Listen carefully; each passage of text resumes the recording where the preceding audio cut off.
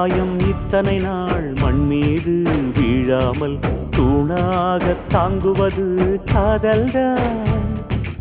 ஆண்டாண்டு காலங்கள் பூலோகம் பூக்க அழகான காரணமே காதல்தான்.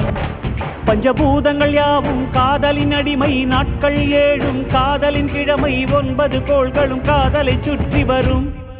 மரம் ஏற ஏணியை தந்தால் மலையில் ஏறி கொடியேற்றும், குண்டூசி கையில் தந்தால் கிணறே தோண்டிவிடும்.